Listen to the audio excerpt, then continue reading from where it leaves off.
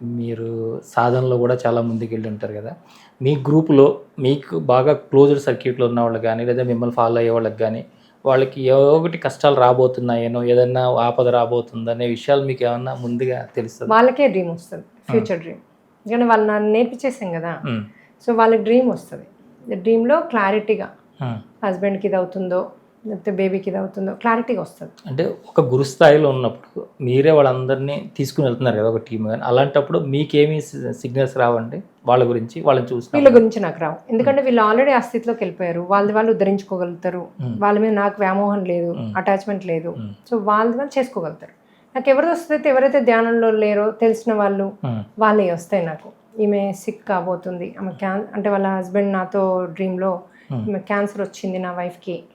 అలా నాకు తెలిసిన వాళ్ళే వస్తాయి. ఒక అబ్బాయి చనిపోయినట్టు కూడా చూపించారు నాకు. కొంచెం దూరపు బంధువు. కానీ నాకు ఆ అబ్బాయి నా ఇంటికి వస్తాడు తెలుసు నాకు. యూఎస్‌లోనే ఉంటాడు. ఆ అబ్బాయి నాకు డ్రీమ్‌లో చాలా క్లారిటీగా చూపించారు. ఆయన వేరే స్టేట్‌కి వెళ్తే అక్కడ చనిపోయాడు. ఆ శవం కూడా అక్కడే ఉంది. 1.5 డే అయినా దాన్ని ఎవరు తరలించట్లేదు. ఒక వైఫే ఉంది అక్కడ. అప్పుడే బేబీ పుట్టింది వాళ్ళకి. ఆవిడ ఆ పరిస్థితిలో లేదు. ఇదంతా పేపర్ వర్క్ చేసి చూసుకునేంత అంత క్లారిటీగా చూపించారు నాకు. నేను అమ్మ బాబోయ్ అని నేను ఇమీడియట్గా అబ్బాయికి కాల్ చేసి నువ్వు చనిపోతున్నావు అని చెప్తే భయపడతారు. సో నేనేం చేస్తానంటే నాకు నీకు ఏదో ఆపద రాబోతుందని నాకు వచ్చింది డ్రీము. నువ్వు ఇది చేసుకో, పశ్చాత్తాపం పరివర్తన చేసుకో. నీ వైఫ్ చేయాలి ఇంపార్టెంట్. ఎందుకంటే ఇతను లైఫ్లోంచి వెళ్ళిపోతున్నాడంటే ఇతనిది కాదు కర్మ, వైఫ్ది బేబీది ఉంటుంది. Baby new born baby. New born బేబీకి కూడా మీరు లౌడ్గా అది పెడితే సరిపోద్ది. ఎందుకంటే ఆమె ఆత్మ బయటనే ఉంటుంది ఆ బేబీస్కి, లోపల ఉండదు. అది ఇంకో సబ్జెక్ట్. ప్రెగ్నెన్సీ అప్పుడు ఎలా ఆత్మ వస్తుంది ఇదంతా కూడా అది ఇంకో సబ్జెక్ట్. సో బయటనే వింటుంది ఆత్మ. అది కూడా ఎఫెక్ట్ అవుతుంది. ఆ అమ్మాయికి కూడా హెల్ప్ అవుతుంది. వైఫ్ ఆమెని నువ్వు కూడా నేను ఉంటా అని సంకల్పించుకోవాలి. ఈ అబ్బాయి ఇప్పుడు నేను కర్మ తీసుకున్నాను, కానీ ఆ పర్టికులర్ పర్సన్కి బీకి వెళ్ళిపోయేది ఉంది, రైట్? ఆయన ఆల్రెడీ ప్లాన్ చేసుకున్నాను నేను వెళ్ళిపోతాను, వీళ్ళకి కర్మ ఉంది కాబట్టి. నాకు ఇంకో జన్మ కూడా ప్లాన్ చేసుకుంటా ఒకసారి ముందే. ఈ జన్మతో పాటు ఇంకొక 2 జన్మలు ప్లాన్ చేసుకొని వస్తారు కొంతమంది ఇది ఒక్కటే మెల్లిగా చేసుకుందాంలే అనుకుంటారు. సో నెక్స్ట్ జన్మలు ప్లాన్ చేసుకునే వాళ్ళు పైకి వెళ్ళాక ఇమీడియట్ వెళ్ళిపోతారు. వాళ్ళు హయ్యర్ సోల్ స్థితి ఉన్నవాళ్ళు. అయితే ఇప్పుడు ఇక్కడ ఆ వ్యక్తి నేను ఉంటా అనుకోవాలి. అనుకోకపోతే ఈవిడ కర్మ తీసేసుకున్నా అతను స్ట్రాంగ్గా నేను వెళ్ళిపోతా, నాకు ఇంకోటి ఉంది, అది కూడా నాకు ఇంపార్టెంట్, నా ఆత్మ దీనికి నేను ఫాస్ట్గా ఉద్ధరించుకోవాలి, అట్లాంటివి ఏమైనా ఉన్నాయనుకోండి. ఇప్పుడు ఇతను సరే అని సంకల్పంలో నేను ఉంటా అనుకున్నాడు, అనుకుంటే వెళ్ళిపోతాడు. కాకపోతే వీళ్ళకి ఫైనాన్షియల్ బాగుంటుంది, అన్నీ బాగుంటాయి, కర్మ లేదు కాబట్టి. అంటే హస్బెండ్ ఉంటే ఎలాంటి స్థితి ఉంటుందో లేకుంటే అలాంటి స్థితి వస్తుంది వీళ్ళకి న్యాచురల్, ఎందుకంటే కర్మ లేదు కాబట్టి. అతను కనుక నేను 3 సార్లు అనుకోవాలి, నేను ఎట్లా మంచి కర్మను ఇన్వైట్ చేసుకుంటారో అట్లాగే నేను సోల్గా నేను ఉందాం అనుకుంటున్నా. సో నేను ఏవైతే డిజైన్ చేసుకున్నానో నెక్స్ట్ అది ఇంకొకరు తీసుకోవచ్చు. సో ఇంకో సోల్ సేమ్ డిజైన్కి వెళ్ళిపోతుంది.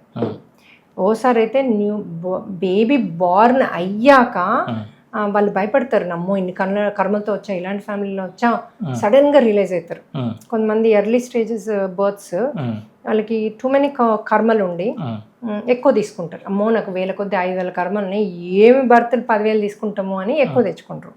ఆడ మాస్టర్లు చెప్తారు నువ్వు తట్టుకోలేవు, ఆత్మహత్య చేసుకునే ఛాన్స్ ఉంది, ఇంకా నీకు డిలే అవుద్దని. వినరు. పుట్టాక రిలీజ్ అవుతారు, బాబోయ్ ఇలాంటి ఫ్యామిలీలో ఒకటి వీళ్ళకి ఎన్ని కర్మలు, ఇవన్నీ నేను తెచ్చుకున్నా అనేసి భయపడతారు. సో వెళ్ళిపోతుంది.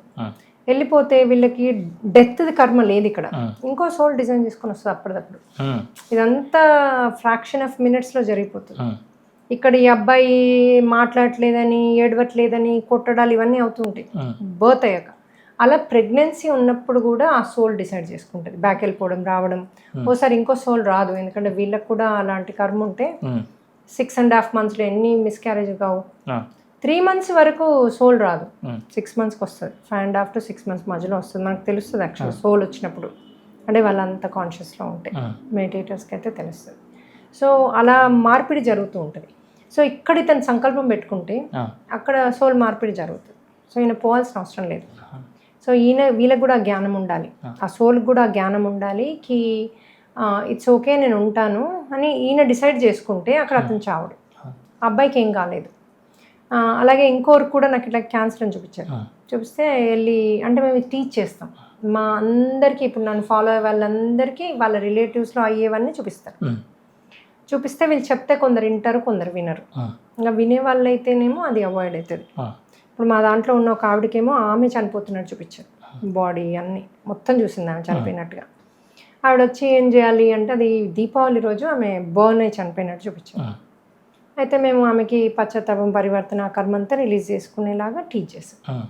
టీచ్ చేశాక ఆ రోజు దీపావళి రోజు ఎగ్జాక్ట్లీ డ్రీమ్లో ఏం చూపించారో అదే బర్న్ అయింది చీరకి, అట్లాగే అంటుకుంది తనకి. కానీ అందరు కలిసి ఆర్పేశారు. కొంచెం ఇంతవరకు అంటుకుంది, కొద్దిగా కొంచెం స్కిన్ లైట్గా మానే అంతా బర్న్ అయింది. అంటే ఒక కర్మ మీరు తీసేసుకుంటే చిన్నది కంపల్సరీ అవుతుంది. నేను ఒకసారి శ్రీలంక వెళ్ళా, అది రాముడిది ఎక్కడైతే సీత అయిందో, సీత ఎక్కడైతే స్నానం చేస్తుందో అక్కడ స్వయంభూ, అటు హనుమంతుడు రాముడు స్వయంభూ ప్లేస్ అంటది. సో అక్కడ స్టోన్స్ ఉంటాయి. అక్కడ నేను ఇట్లా వెళ్తున్నా, ఇక్కడ రాముడిది ఉంది ఎగ్జాక్ట్లీ ఇంత డిస్టెన్స్లో నేను ఇట్లా ఫ్లాట్ పడ్డాను. ఇట్లా లెగ్ అంటే ఇంత ఎత్తు దానికి ఇది ఉంది, స్టెప్ చూసుకోకుండా దానికి ఇట్లా నా బొటనేలు దానికి ఇట్లా తాకిందనమాట. తాకితే చాలా పెయిన్ ఉండింది. 2 స్టెప్సే కానీ రామున్నా ఎదురుగా, మర్చిపోయాను అయిపోయాను. పోయింది అక్కడికి. పోయాక నేను బస్లో బ్యాక్ వచ్చి కూర్చున్నాక అడిగాను, నేను ఇది ఎట్లా వస్తుంది నాకు, అసలు నేను ఎట్లా పడతా, నా హనుమంతుడు అక్కడ ఉండగా నన్ను పట్టుకోవా నువ్వు, ఎందుకు చేసావు అని నేను అంటే నాకు తెలిసేదో రీజన్ ఉందని, అందుకని నువ్వు ఇది చేయొచ్చు కదా అని అడిగి క్వశ్చన్ అడిగి అన్నా. సో అందులో ఒక డ్రీమ్ స్టేజ్లోకి వెళ్ళి అక్కడ ఏం చెప్పాడంటే, నువ్వు ఈ పెద్ద కర్మను నువ్వు రిలీజ్ చేసుకున్నప్పుడు నీకు 1-2% కంపల్సరీ కర్మ అనుభవించాలి అంటారు కదా, దానికి ఇదే మీనింగ్. నువ్వు 1% అనుభవిస్తున్నావు, నీకు అక్కడ పడేది ఉంది, నీకు జనరల్గా పడేది ఉంది, దెబ్బ తాకేది ఉంది. నా ముందైతే నువ్వు సఫర్ కావు కదా, నా కంట్రోల్లో ఉంటావు, పట్టుకోవచ్చు నేను. అందుకని నా ముందు పడేలా చేసి, అందుకే నీకు నొప్పి చూడు ఒకటే క్షణం ఉంది, నన్ను చూడగానే పోయింది. అంటే అది కూడా నీ స్థితి. నాకు ఆ నొప్పి మీద ఫోకస్ చేస్తానా, దేవుడి మీద ఫోకస్ చేస్తానా, అది కూడా ఒక టెస్ట్ జరిగింది నాకు.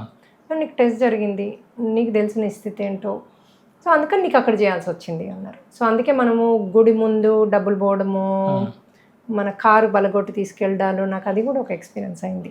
రాముని కళ్యాణంలో ఉన్న నేను టోటల్ అసలు ఇంకా వాళ్ళతో నిమగ్నం అయిపోయి ఉన్నా. నేను చాలా మెడిటేషన్ చేసేదాన్ని గంటలు. ఇంకా నేను ఆ కళ్యాణంలో ఇంకా టోటల్ ఉంటే కారు అది హ్యూస్టన్లో నేను డ్రైవ్ చేసుకుని వెళ్ళా అక్కడికి. సో అక్కడ నా బ్యాగ్ ఉంటే, ఈ బ్యాగ్ టెంపుల్లో కొద్దిలే, మళ్ళీ దాన్ని ఇటు పెట్టి అటు పెట్టి ప్రశాంతంగా చేసుకుందామని కారులోనే వదిలేసి వచ్చాను. అయితే ఒక 2 ఉండినారు చూసుకోవడం, ఎవరు వస్తున్నారు ఏంటి. అయితే వాళ్ళు ఉన్నారు కదా అని వదిలేసి వెళ్ళా. అది నాది కొద్దిగా గేట్కి దగ్గరే ఉంది నా కారు. దాన్ని బ్రేక్ చేశారు, దానిలో నేను పట్టుకెళ్ళారు, క్యాష్ ఉండింది, ఎందుకంటే ట్రావెల్ చేసి వెళ్ళా కదా, క్యాష్ ఉండింది, అందులో కొంచెం గోల్డ్ ఉండింది, పట్టుకెళ్ళిపోయాక అందరూ అయ్యో, అప్పుడు జియర్ స్వామి ఉన్నారు, ఆ జియర్ స్వామి ఆధ్వర్యంలో జరిగింది. జియర్ స్వామికి అదే అందరూ నీకు పోయింది కదా అని నవ్వుతూ ఉన్నా. నువ్వు ఎట్లా నవ్వుతావు, నీది అదంతా గ్లాస్తో నిండింది నీ కారు. నేను మా హస్బెండ్ రాలే, నేను ఇంకో రిలేటివ్స్తో వెళ్ళా. అయితే నువ్వు ఎలా నవ్వుతావు అంటే, ఏది తీసేసేది ఉందో నాతో హనుమంతుడు ఉంటాడు, ఏది పెద్ద తీసేసేది ఉందో నాకు ఫైనాన్షియల్గా ఆయన ముందు, ఆయన కళ్ళ ముందు తీసేసిండు, దానికి పెద్ద ఏం ఫరక్ పడుతుంది అది ఉంటే పోతే. మనకి మనలో చైతన్యం వస్తుంది, మనలో మార్పు వస్తుంది దాంతో. అంటే ఇది కావాలి కానీ మనకు అది కాదు కదా మెటీరియలిస్టిక్ అని నేను పట్టించుకోలేదాన్ని. ఇది ఎంత ఒక 10 years కింద అనుకుంటే జరిగింది, 10-12 years, చాలా రోజులు అవుతుంది. అయితే వాళ్ళు అన్నారు, ఇంత మీరు పట్టించుకోకుండా ఎట్లా ఉండగలుగుతారు, ఇప్పుడు ఎట్లా వెళ్తారు మీరు, ఏది ఎవరో చేసి పెడతారో అది ఏదో అవుతుంది, ఇప్పుడు నాకు అది ఇంపార్టెంట్ కాదు, నేను క్యాబ్లో వెళ్తా, నో ఇష్యూ, అంటే రిలేటివ్స్ ఇంటి. అయితే ఆ రిలేటివ్ మళ్ళీ పర్టికులర్గా వచ్చి ఆ కార్ని తీసుకెళ్ళి అంతా చేపించాడు. సో జియర్ స్వామిది నువ్వు మంగళాశాసనాలు తీసుకో, ఇలా అయింది కదా అని అందరు నన్ను పట్టుకెళ్తే పెద్ద పట్టించుకోవాలి. అందరూ ఇది మాట్లాడుకుంటారు కదా. అయితే జియర్ స్వామి కూడా నువ్వు మంచి స్థితిలో ఉన్నావమ్మా, ఎంత హ్యాపీగా నవ్వుకుంటున్నావు, దిస్ ఇస్ పర్ఫెక్ట్ అన్నారు. అన్నాక ఒక 1 వీక్ తర్వాత నాకు కాల్ చేశారు స్వామి. కాల్ చేసి అప్పుడు నాకు మోక్షం అంటే ఏంటి, అయితే నేను ఏదో మాటల్లో స్వర్గం అన్నా. నువ్వు స్వర్గానికి పోదలుచుకున్నావా మోక్షం కావాలా నీకు అన్నారు. నాకు డిఫరెన్స్ తెలియదు అప్పటికి ధ్యానం చేస్తున్నా కానీ మా అమ్మ ఇంత చేస్తుంది మా అమ్మకు తెలుసు కానీ మా అమ్మ ఈనాడు చెప్పలేదు. అయితే నాకు డిఫరెన్స్ తెలియదు అన్న. అప్పుడు ఆయన మొత్తం నాకు ఎక్స్ప్లెయిన్ చేశారు, పరమపదం అంటే ఏంటి, మనం చనిపోయాక అక్కడికి వెళ్తే ఏంటి, అలా కాకుండా స్వర్గానికి వెళ్తే మళ్ళీ బ్యాక్ ఇక్కడికి వస్తాము, ఇదంతా ఎక్స్ప్లెయిన్ చేశారు నాకు. అయితే ఇంక వేరే సోల్ సిటీలో అంటే వేరే దగ్గర ఉంటాము, పరమపదం అంటే ఇంకా హైయెస్ట్, నువ్వే భగవంతుని అయిపోతావు, శక్తి అయిపోతావు, నువ్వు ఏదంటే అది చేసుకోవచ్చు, కింద ఉంటావా పైన ఉంటావా, ఇది ఇంకో శక్తి చేస్తావా, సూర్యుల్లో ఉంటావు, ఇదంతా ఎక్స్ప్లెయిన్ చేశారు నాకు. అప్పుడు నేను అమ్మ ఎందుకా నా బ్యాగ్ పోట్టావు, ఇప్పుడు అర్థమైంది నువ్వు అంత అంటే మనం కాన్షియస్లో ఉంటే ఇది నాకు ఏదో మంచి జరగబోతుందని తెలుసు, నాకు ఇంకా బెస్ట్ జరగబోతుంది అందుకే అయిందని. సో అలాంటి ఇప్పుడు యాక్సిడెంట్ కాదు, ఇలా పోవడం కాదు, అందులోంచి మంచి వస్తుంది మనకి చూసుకుంటూ ఉంటే. నాకు ఇలాగే ఒక యాక్సిడెంట్లోంచి కూడా ఇంకొకటి మంచి వచ్చింది.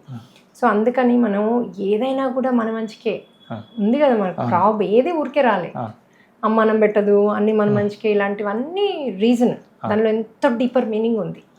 మనం దాన్ని పట్టుకోకపోతే, మనం దాన్ని అబ్జర్వ్ చేయకపోతే అవి వస్తూ ఉంటాయి మనకి, కానీ గుర్తుపట్టకపోతే మనం ఆ యాక్సిడెంట్లోనే ఉంటాం, లేకపోతే నాకు ఇలా అయింది 10 మందితో చెప్తూ ఆ నెగిటివిటీలో ఉంటాం.